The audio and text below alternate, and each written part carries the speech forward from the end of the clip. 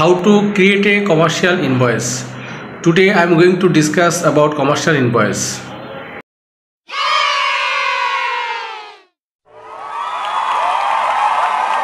Welcome to my channel 10 Hours School.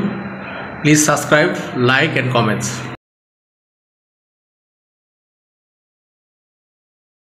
Welcome back to 10 Hours School. Our aim to simplify the complex business process for you. Today we are diving into a world of commercial invoice, a crucial document for international trade. Whether you are a small business owner or logistic manager or commercial manager, understand how to create a commercial invoice can save you time and money. So আমাদের লক্ষ্য হলো একটা commercial invoice তৈরি করে আপনি কিভাবে সময় এবং অর্থ বাঁচাতে পারেন সেই বিষয়ে।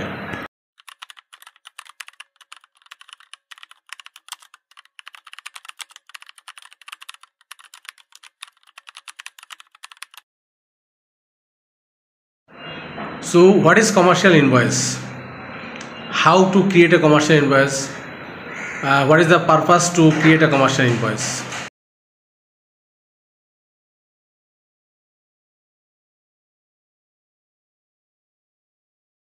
কমার্শিয়াল ইনভয়েস একটি আন্তর্জাতিক বাণিজ্য যারা আন্তর্জাতিক বাণিজ্যে ব্যবহৃত হয় একটি গুরুত্বপূর্ণ দলিল হিসেবে বিবেচিত হয়। এটি রপ্তানিকারক দ্বারা প্রদত্ত কাস্টম ঘোষণা হিসেবে কাজ করে এবং এ কমার্শিয়াল ইনভয়েস যদি আমরা এটা সংজ্ঞায়িত করি তাহলে বলা যায় যে a commercial invoice is a documents used in international trade that provide details about the goods being shipped, the parties involve and the terms of the sales.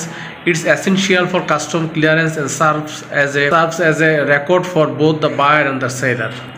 অন্যভাবে আমরা সংজ্ঞায়িত করতে পারি কমার্শিয়াল ইনভয়েসকে। A commercial invoice is a documents that serve as a request for payment for goods sold internationally, অর্থাৎ একটি বাণিজ্যিক চালান, একটি নথি যা আন্তর্জাতিকভাবে বিক্রি হওয়া পণ্যগুলির জন্য অর্থ প্রদানের অনুরোধ হিসাবে কাজ করে। অর্থাৎ আমরা বিদেশ থেকে যে রপ্তানির এগেনিস্টে যে মূল্য পাবো তার একটা দলিল হিসাবে কমার্শিয়াল ইনভয়েস বিবেচনা করা হয় এবং এটা রপ্তানির পর আমরা অবশ্যই ব্যাংকে প্রেজেন্ট করে থাকি, বায়ার কাছে প্রেজেন্ট করে থাকি। তো সেক্ষেত্রে এইটার বিবেচ্য বিষয় হলো এটা রপ্তানিকৃত পণ্য চালানের এগেনিস্টে একটা বাণিজ্যিক দলিল।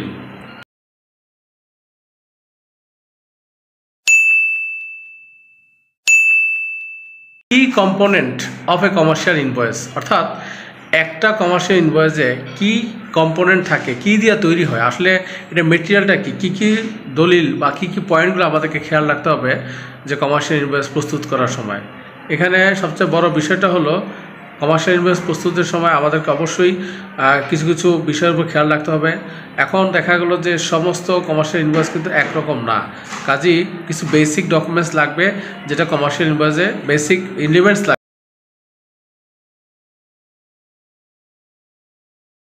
আপনারা একটি ট্যাবলেট দেখতে পাচ্ছেন ইনভয়েসের, তো এই ইনভয়েসের ট্যাবলেটের ভিত্তি করে আজকের আমি আলোচনা করব।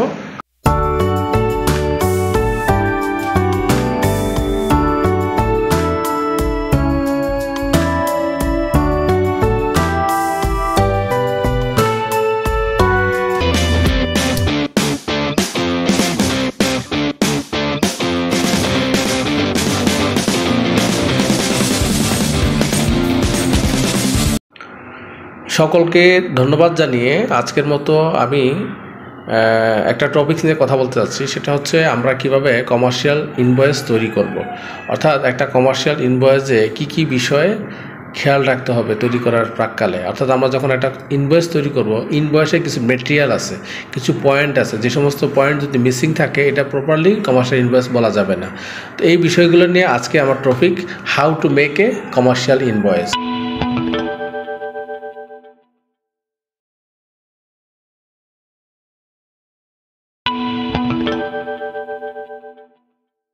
ক্ষেত্রে আমরা অনেক ক্ষেত্রে ভুল করে থাকি, যাতে ভুল না হয় সেই বিষয়গুলো আমি বলবো এবং এটাতে আমরা কি বিষয় খেয়াল রাখবো সেই বিষয়গুলো আলোচনা করব। What is commercial invoice? প্রথমে আমরা জেনে নেব কমার্শিয়াল ইনভয়েসটা কি। কমার্শিয়াল ইনভয়েসটা হচ্ছে একটা বাণিজ্যিক চালান, আন্তর্জাতিক বাণিজ্যে এটা ব্যবহৃত হয়। এটা একটা গুরুত্বপূর্ণ দলিল বা নথি বলতে পারি। বাণিজ্যিক চালান আন্তর্জাতিক বাণিজ্যে ব্যবহৃত একটি গুরুত্বপূর্ণ দলিল। এটি রপ্তানিকারক দ্বারা প্রদত্ত কাস্টমস ঘোষণা হিসেবে কাজ করে। আমদানি রপ্তানির ছাড়পত্র প্রক্রিয়ার জন্য প্রয়োজন।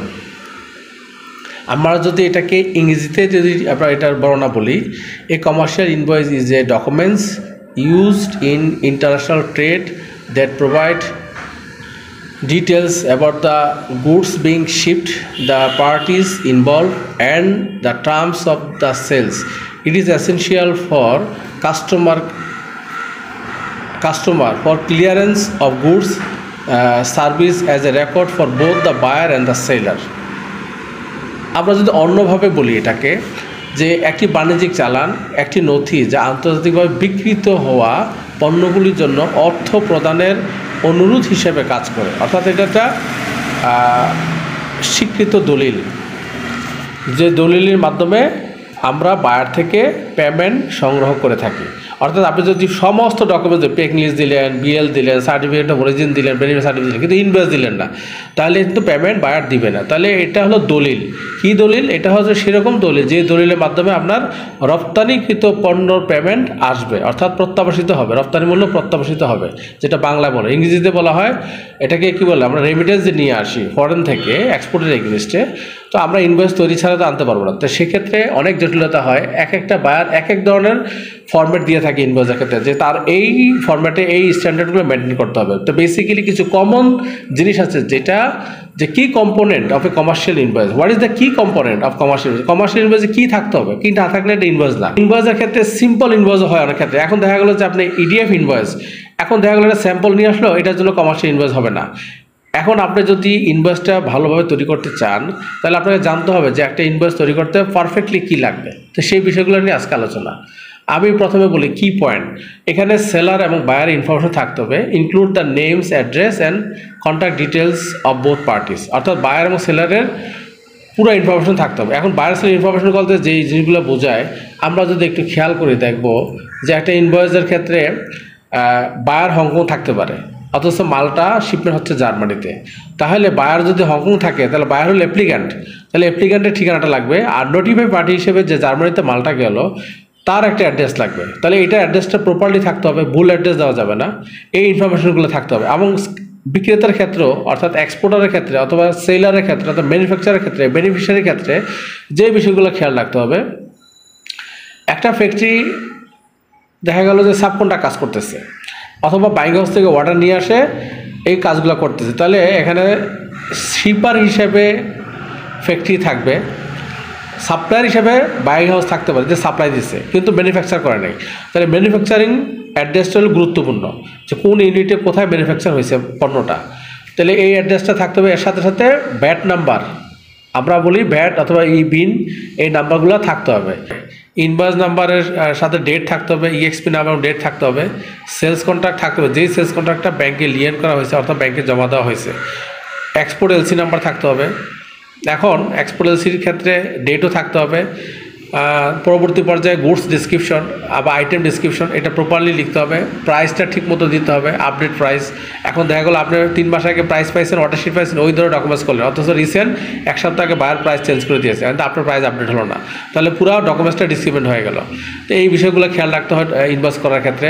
এবং আইটেম আর্টিকেল, গুডস ডিসক্রিপশনের ক্ষেত্রে ম্যাচ, বয়েস এবং এই বিষয়গুলো খেয়াল রাখতে হবে। পাশাপাশি এই যদি কমার্শিয়াল ইনভয়েস ক্ষেত্রে আমরা চিন্তা করি যে কমার্শিয়াল আন্তর্জাতিক বাণিজ্যে ব্যবহৃত হবে, তো এখন আমরা একটা ভুল ইনফরমেশন তো ইনভয়েস দিতে পারি না।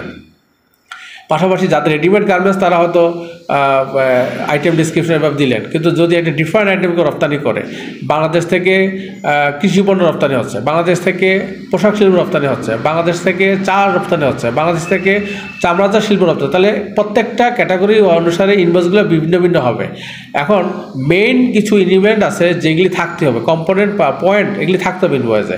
এই বিষয়গুলো না থাকলে একটা প্রপার ইনভয়েস হয় না। আবার পাশাপাশি আরও যদি থাকতে হবে যে কোয়ান্টিটি ডিক্লারেশনের ক্ষেত্রে সঠিক, অর্থাৎ পেক লিস্টে কী কোয়ান্টিটি ইনভয়েসে সেই কোয়ান্টিটি থাকতে হবে।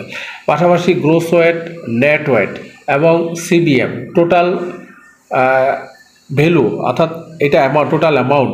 এখানে আরেকটা জিনিস হলো কারেন্সিগুলো। অনেক সময় আমরা একটা কারেন্সি যদি ইউএসডি কারেন্সি ইউজ করতেছি, আমাদের হয়তো ইউরোতে শিপমেন্ট কম হয় দেশের বাইরে, তারপর আমরা দেখবো যে আসলে কারেন্সি যেন ভুল না হয়। কারেন্সির ক্ষেত্রে আবার দেখা গেলো যে আমরা ডকুমেন্ট সাবমিশনের ক্ষেত্রে ভুল করি, যে আমরা এখানে ভুলের শেষ নাই, যে ভুল যখন হয় তখন ভুল হইতেই থাকে। তো সেক্ষেত্রে আমাদের ভুলগুলোকে অ্যাভয়েড করা এবং একটা কারেক্ট ইনভয়েস তৈরি করা আমাদের মূল উদ্দেশ্য। তো সেই লক্ষ্যে আজকের এই ভিডিও, আমরা কীভাবে একটা সঠিক ইনভয়েস তৈরি করতে পারবো। ইনভয়েসের সই এবং সিগনেচার থাকতে হবে, অর্থাৎ সিল, চপ অ্যান্ড সিগনেচার। যেমন অথরাইজ সিগনেটরি কি, যার তার একটা সই থাকবে। আপনি কোম্পানির একটা লেটার হেড প্যাডে প্রিন্ট দিবেন, লেটার হেড প্যাডে ইউজ করে তারপরে প্রিন্ট দিবেন, তারপরে আপনার কোম্পানির। তারপর ডেলিভারি লোকেশন কি, বায়ারের ইনফরমেশন কি, এইটা আবার অনেক ক্ষেত্রে ড্রাফট ইনভয়েস হিসাবে বায়ারকে শেয়ার করা লাগে। তারপর এটা কনফার্মেশন আসে, তারপর আমরা ফাইনাল করি। তো যাই হোক, এখন আমরা আজকে আলোচনা করলাম কমার্শিয়াল ইনভয়েসের উপরে। ইনভয়েসে অনেকগুলো চ্যালেঞ্জ আছে, এই চ্যালেঞ্জগুলো আমি একটু বললাম। তারপর আমরা দেখব যে কমার্শিয়াল ইনভয়েসে common mistakes in commercial invoice, আমরা কী কী মিস্টেকগুলো করে থাকি।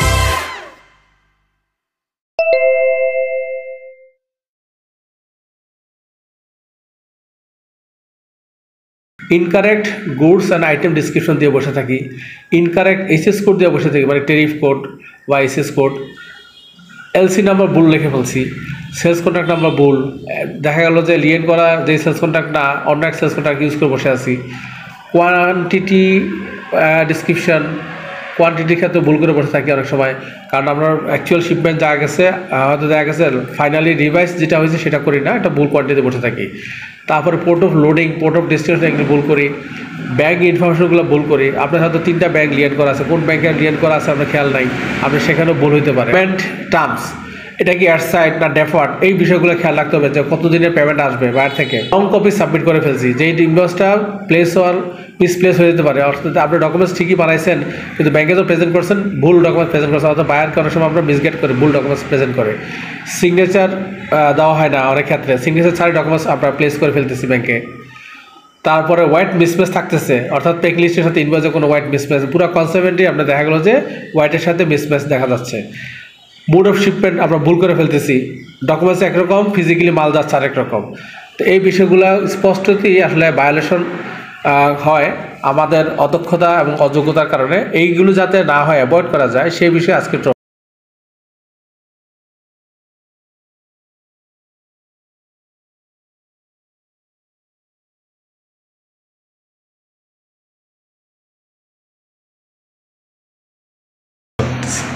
আমরা how to create a invoice. এখন একটা স্ট্যান্ডার্ড কমার্শিয়াল ইনভয়েস তৈরি করতে গেলে আপনাকে জানতে হবে যে কি কি বিষয়গুলো থাকতেই হবে, না থাকলে হবে না। তো এখন দেখা গেলো যে আমি কেউ 10টা বলতে পারে, কেউ 12টা বলতে পারে, আবার এক একবার এক একটা ফরম্যাট দিতে পারে।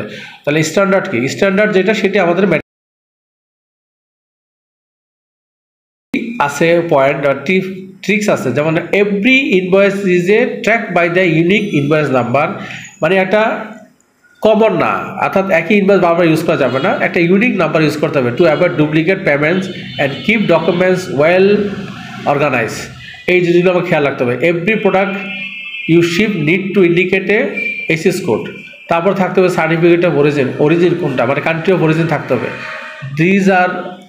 There are cases you will need to attach a additional certificate of origin that custom used to decide whether your goods are eligible for import and subject to any extra duties। অর্থাৎ আপনি যদি country of origin declaration না দেন তাহলে এটা mistake. অর্থাৎ এটা country of অরিজিনটা খুবই গুরুত্বপূর্ণ, কারণ আপনি জানেন রুলস অফ অরিজিনের আওতায় আমরা এক্সপোর্ট করে থাকি। কান্ট্রি অফ অরিজিনের উপর ডিপেন্ড করে যে ইম্পোর্টার কত ডিউটি দিবে না দেবে, তো সেক্ষেত্রে এটা খুবই গুরুত্বপূর্ণ। আমি আশা করতেছি আপনাদের জন্য এরকম আরও গুরুত্বপূর্ণ কিছু টপিক্সের উপর ভিডিও নিয়ে আসবো। আমার কাছে হাজার হাজার টপিক্স আছে, টপিক্সের শেষ নাই, কিন্তু কথা বলা হয় না অনেক দিন। তো চেষ্টা করতেছি, আমি আপনাদের পাশে থাকবো, আপনারা আমার পাশে থাকবেন। আমার চ্যানেলকে লাইক দিবেন, কমেন্টস করবেন, সাবস্ক্রাইব বাটনে ক্লিক করে আমাকে উৎসাহ দেবেন। আপনাদের সকলকে ধন্যবাদ, আপনাদের সবার সুস্বাস্থ্য কামনা করি। আসসালামু আলাইকুম।